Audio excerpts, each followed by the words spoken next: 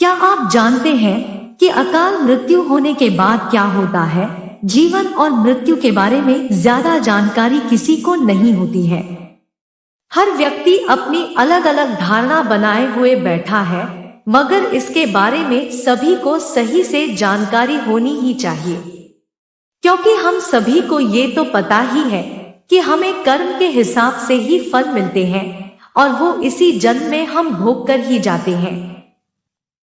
अगर बात करें पुराणों की, तो पुराण में भी जीवन और मृत्यु के बारे में बहुत ही विस्तार से बताया गया है। गरुड़ पुराण में तो मृत्यु के बारे में बहुत ही संक्षिप्त में बताया गया है। इसके अनुसार व्यक्ति की मृत्यु के लिए भी समय होता है। जिस तरह से हर काम को करने के लिए कोई निश्चित समय होता है और व्यक्ति को कब क्या करना है ये सब पहले से ही लिखा होता है, बस ठीक ऐसे ही मृत्यु का भी एक निश्चित समय होता है। जिस वक्त आपकी मृत्यु लिखी होगी उसी वक्त आपको जाना होगा। इसके अलावा एक और मृत्यु के बारे में आप सभी ने अवश्य सुना होगा, जिसे अकाल मृत्यु कहते हैं। अक्सर आपके आसपास के लोग अकाल मृत्यु के बारे में बातें किया करते होंगे। क्या आपको पता है कि अकाल मृत्यु आखिर होता क्या है, और जब किसी व्यक्ति की अकाल मृत्यु हो जाती है तो उसके बाद क्या होता है? अगर नहीं तो आज इस लेख में आपको हम इसी के बारे में बताने जा रहे हैं। अकाल मृत्यु क्या होता है? अगर हमें ये जानना है कि अकाल मृत्यु होने के बाद क्या होता है, तो उससे पहले हम सभी के लिए ये जानना बेहद जरूरी है कि आखिर ये अकाल मृत्यु होता क्या है। गरुड़ पुराण के अनुसार हर व्यक्ति के जीवन के 7 चक्र होते हैं। हर मनुष्य को जीवन में इन 7 चक्रों को पूरा करना रहता है। अगर कभी कोई मनुष्य इन 7 चक्रों को पूरा नहीं कर पाता है, या फिर कह लीजिए कि वो अकाल मृत्यु को प्राप्त हो जाता है, तो मरने के बाद भी उसे कष्टों से छुटकारा नहीं मिलता है। मनुष्य को मरने के बाद भी ढेर सारे कष्टों को झेलना पड़ता है। गरुड़ पुराण में अकाल मृत्यु के बारे में भी बताया गया है। इस पुराण के अनुसार अगर कोई व्यक्ति किसी दुर्घटना में, जल में डूबने से, या सांप के काटने से, या फिर किसी रोग के कारण, या फिर गले में फांसी का फंदा लगने से, या फिर भूख से पीड़ित होकर, या फिर किसी हिंसक प्राणी के द्वारा मारा जाता है, तो ऐसा ही व्यक्ति अकाल मृत्यु को प्राप्त हो जाता है। ऐसा गरुड़ पुराण के सिंहावलोकन अध्याय में बताया गया है। इसके अलावा बहुत से लोग ऐसे भी हैं जो आत्महत्या कर लेते हैं, लेकिन गरुड़ पुराण में उसी आत्महत्या को सबसे ज्यादा घृणित और निंदनीय अकाल मृत्यु बताया गया है। अकाल मृत्यु हो जाने के बाद क्या होता है? ऐसा माना जाता है कि अगर कोई आत्महत्या करता है तो इसका मतलब यह होता है कि वह ईश्वर का अपमान करता है। वहीं जिन लोगों की मृत्यु प्राकृतिक रूप से होती है, उन लोगों को 3 या फिर 10 या फिर 13 या फिर 40 दिनों के भीतर ही दूसरा शरीर प्राप्त हो जाता है।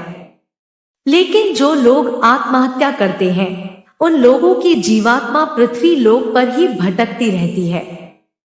ऐसा माना जाता है कि ये आत्मा तब तक पृथ्वी लोक पर भटकती है जब तक वह आत्मा प्रकृति के द्वारा जो उसका निर्धारित जीवन चक्र है उसको पूरा नहीं कर लेती है। इस अवस्था में जो जीवात्मा होती है उसे अक्ति कहा जाता है। ऐसे में न तो जीवात्मा को स्वर्ग लोक की प्राप्ति होती है और न ही नरक लोक की प्राप्ति होती है। जिन आत्मा की मृत्यु अकाल तौर पर होती है, उन्हें सुख, भूख, प्यास, संभोग, क्रोध, दोष, वासना, राग आदि की पूर्ति के लिए अंधकार में ही भटकते रहना पड़ता है। ये आत्मा तब तक अंधकार में भटकती रहती है जब तक उस आत्मा का परमात्मा के द्वारा निर्धारित जो जीवन चक्र होता है वो पूरा नहीं हो पाता है। जब वो चक्र पूरा हो जाता है तो आत्मा को मुक्ति मिल जाती है।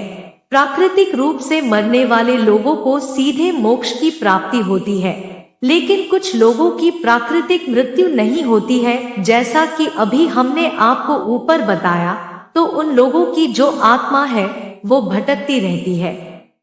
यही भटकती आत्मा बाद में भूत प्रेत बन जाती है और लोगों को परेशान करती है। भूत प्रेत जो शब्द है वो हमेशा अशरीरी अतृप्त आत्माओं के लिए ही उपयोग किया जाता है। इस स्थिति में होता क्या है कि मनुष्य का शरीर तो नष्ट हो जाता है, लेकिन उसकी आत्मा का संसार से बंधन बंधा ही रहता है। जब कोई इंसान मरता है तो सबसे पहले उसके हाथ पैर सुन्न हो जाते हैं, इसके बाद उसका शरीर सुन्न हो जाता है और सबसे अंत में व्यक्ति के मस्तिष्क से हृदय का जो संबंध है वो टूट जाता है। फिर जो जीवात्मा होती है वो शरीर से निकल जाती है। जब कोई व्यक्ति जहर खाने से, अचानक चोट लगने से, शरीर के जल जाने से या फिर किसी अन्य दुर्घटना की वजह से मृत्यु को प्राप्त हो जाता है, तो उन्हीं की आत्माएं जो होती है वो भूत प्रेत बन जाती है। यही वो स्थिति होती है जिसमें व्यक्ति का शरीर तो नष्ट हो जाता है, परंतु जो आत्मा होती है वो वहीं आसपास भटकती रहती है या फिर शरीर के किसी हिस्से के पास में ही रहती है। इसके साथ ही आत्मा की जो भी इच्छाएं होती है वो भी बनी रहती है। लेकिन जैसा कि हम जान ही चुके हैं कि आत्मा के पास शरीर तो होता नहीं है, तो वो उन इच्छाओं को पूरा नहीं कर पाती है। ऐसे में ये आत्माएं अपनी इच्छाओं को पूरा करने के लिए अपने आसपास के व्यक्तियों को कष्ट देना शुरू कर देती है। ऐसा माना जाता है कि इन आत्मा के जो पितृ होते हैं वो इसलिए असंतुष्ट होते हैं क्योंकि उनकी मुक्ति के लिए कोई भी प्रयास लोगों के द्वारा नहीं किए जा रहे होते हैं और लोग अपना जीवन अच्छे से व्यतीत कर रहे होते हैं। यही कारण है कि अकाल मृत्यु हो जाने के बाद जो अतृप्त आत्मा होती है वो अपने कार्यों को पूरा करने के प्रयास में दूसरे लोगों के शरीर में अपना ठिकाना बना लेती है। तो दोस्तों, आपको ये जानकारी कैसी लगी हमें कमेंट जरूर करना और हमारे चैनल को सब्सक्राइब भी करना। धन्यवाद।